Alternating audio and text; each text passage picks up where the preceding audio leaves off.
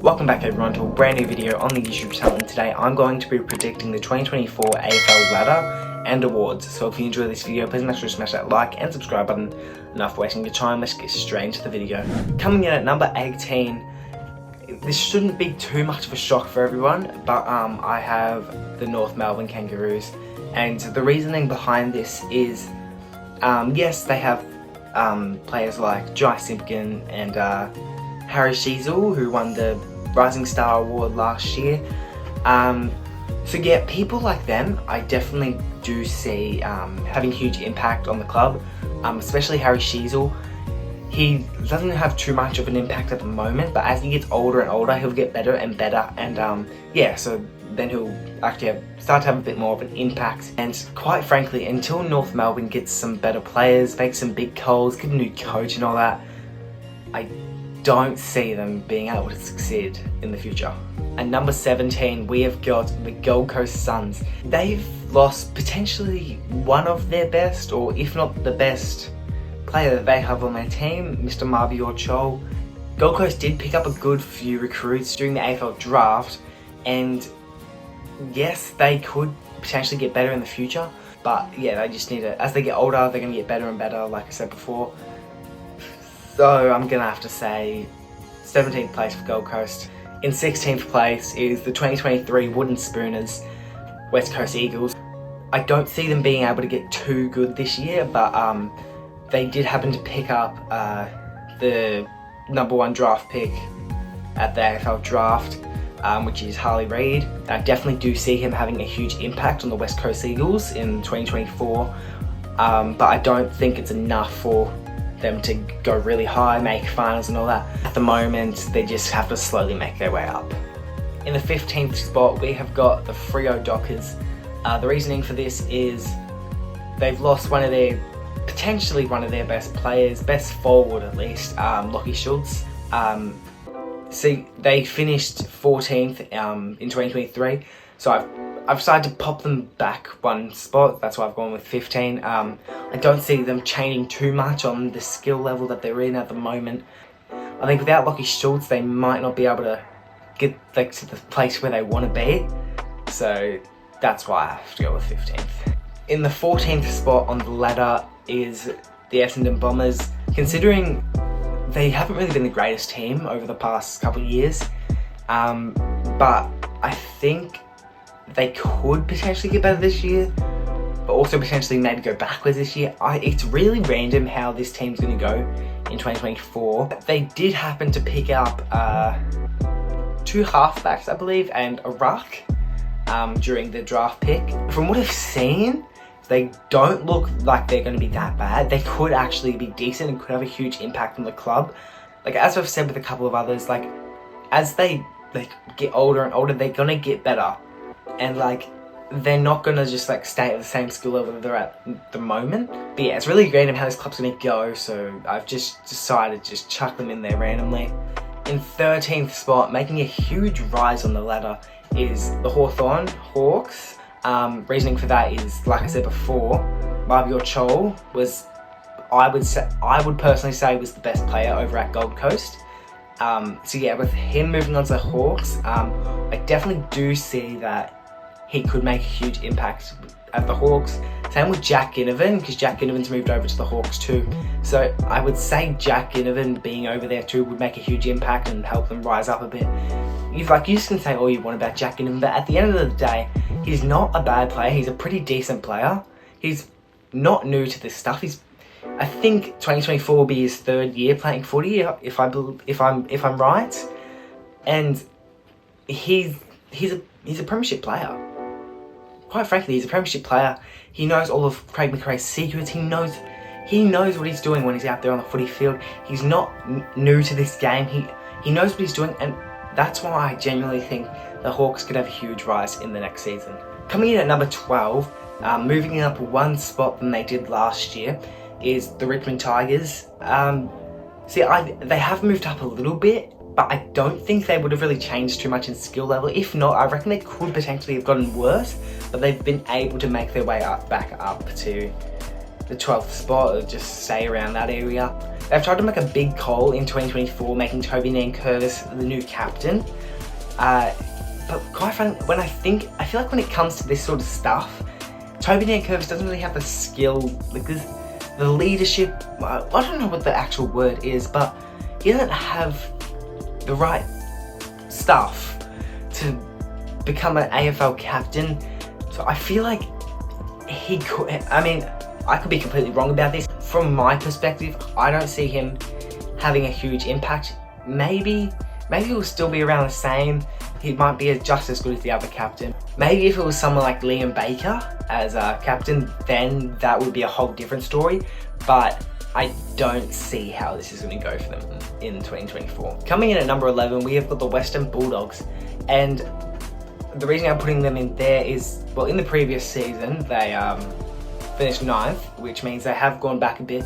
And I think the reasoning for this is Bailey Smith is injured, obviously. He's potentially going to be missing out on majority of the 2024 season. With Bailey Smith not being there, he's one of the Bulldogs' best players. So, quite frankly, I don't see how they're going to be able to cope with him not there.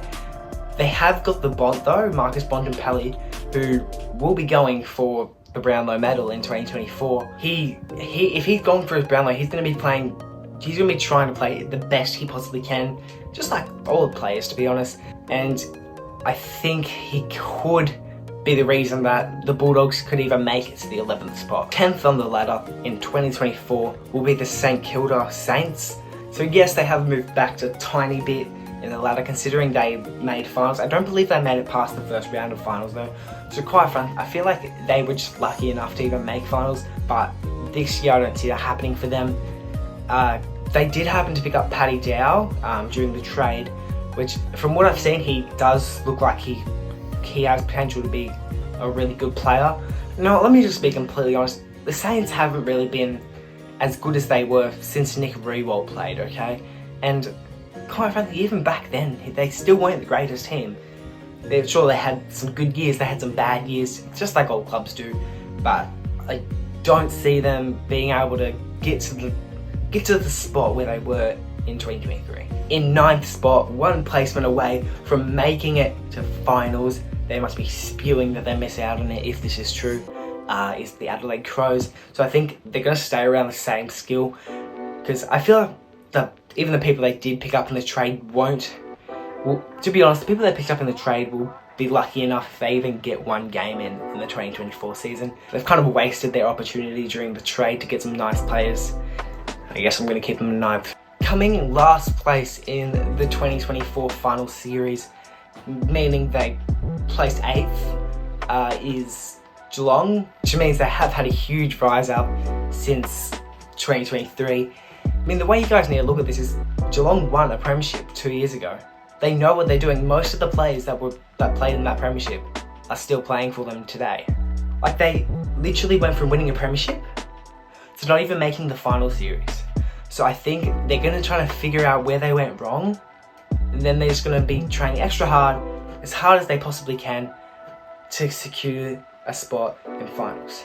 In 7th place, falling off a little bit from 2023, is Melbourne. Now, I think Melbourne placed like top 5, maybe top 6 in 2023 season. So they have fallen off a tiny bit, but not too much. But this year, it's hard to tell where it's going to go with Melbourne, because Melbourne won 2021 premiership, I believe, not too long ago. But yeah, so they're kind of still good. They're still securing spots in finals. They definitely can make it to final series, but I think they're going to fall off a tiny bit. But also, the way we have to look at this is we've got people like Christian Petrarca, who's probably going to go for the Brownlow medal this year, but I think they will have to fall off a little bit. I mean, you can't always have them at the top, and yeah, I don't see them being the best team in 2024. In 6th place is potentially a really big call, but I guess big calls are entertaining and not boring for you guys. So in 6th place, we've got the Sydney Swans. Sydney Swans could be one of the better teams in 2024, because the way we also have to look at this is obviously they have gotten two new what are they called? Recruits. Two new recruits. Yeah, so one of them is Brodie Grundy. He originally played for Collingwood, moved on to Melbourne, and then now he's moving on to Sydney. So Brodie Grundy is a pretty good player. He made a huge impact on Collingwood. He made a huge impact on Melbourne. So yeah, he's decided to move on to Sydney, and I think he should have a huge impact. I think this next player also has a huge impact, which is Taylor Adams. He played for the Collingwood Magpies in 2023, so he has the Craig McRae secrets. He knows what he's doing. But yeah, with Taylor Adams being under Craig McRae's wing at one point, I think he can use that to his advantage to secure Sydney high up in the final series. In 5th place, they also happened to place 5th place in 2023, which is Carlton. I think there's not too many ways Carlton can make a rise up, but I don't know, I feel like they could potentially fall back a bit, but I think they're kind of safe in the same spot that they were previously. Alright, coming close to the grand final, we have got the GWS Giants in 4th place. The reasoning behind this is they've been playing absolutely outstanding in the previous years. They once again have not won a premiership, but I genuinely think they've got a good chance in maybe 2025. Not only that, they have picked up two of the better players actually in the AFL draft pick, which is James Leake and Phoenix Gothard. But yeah, I think those two will bring something big to GWS, and could be a big sound over at the GWS Giants if they make it this close to the grand final. Coming in at 3rd place, one placement off of making the grand final. Breaks my heart to say this, but I've got to go with the Collingwood Magpies. I don't think they're going to go back to back next year, and quite frankly, I don't even think they can make the grand final next year. I guess they have picked up two good recruits during the draft pick. We got Tujayev, who is a defender, so I think him alongside people like Isaac Quaynor could potentially help us a lot. And the other draft pick is Harry Demitia. I don't know. He's a midfielder, which is kind of tough. I don't know if he's going to get too many games, considering when he's on the field, he's going to be getting compared to other midfielders like Nick Dacos, who was this close to getting a Brownlow medal in his 2nd year of football. So I feel like with him being compared to Nick Dacos, I don't see him being able to get too many games in at all next year. Coming in at 2nd place, which means they came 2nd place in the AFL 2023 grand final, which must be heartbreaking for them, but I'm going to go with Port Adelaide. For some reason, they've played the tiniest bit better on the game right before the grand final, which has secured them a spot in the grand final, but unfortunately losing.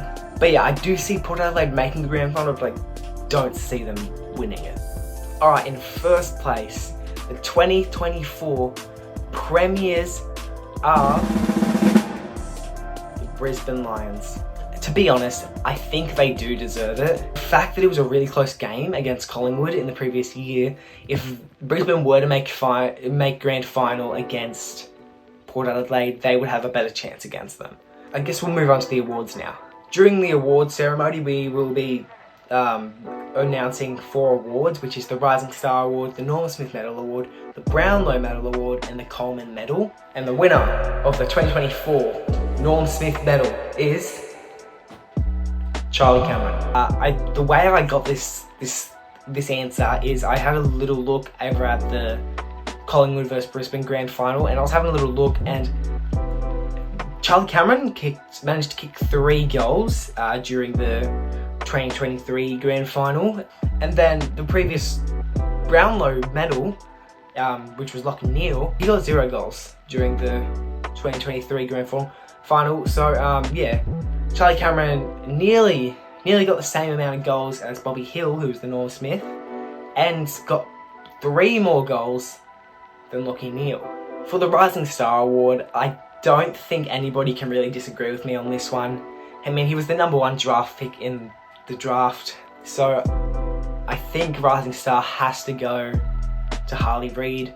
But yeah, I think he's going to be the reason West Coast is doing so good. Not to mention, he is a midfielder, and I actually do potentially see Harley Reid being the next Nick Dacos. Now, the Brownlow medal. I did actually change my answer for this about 3 times. There was 3 names that I was stuck between. I was like, oh, I'll go this guy, I'll go this guy, no, I'll go this guy. Wait, no, I want to go back to that guy. But I finally settled on one. I settled with the one that I feel like was right. I'm going to have to go with Nick Dacos. This is obviously assuming that Nick doesn't get injured once again. He was out for 5 weeks, so that is definitely a big deal, and he only barely missed out. So assuming he would have got Brownlow votes for at least 3 of those games, he 100% would have won the Brownlow medal.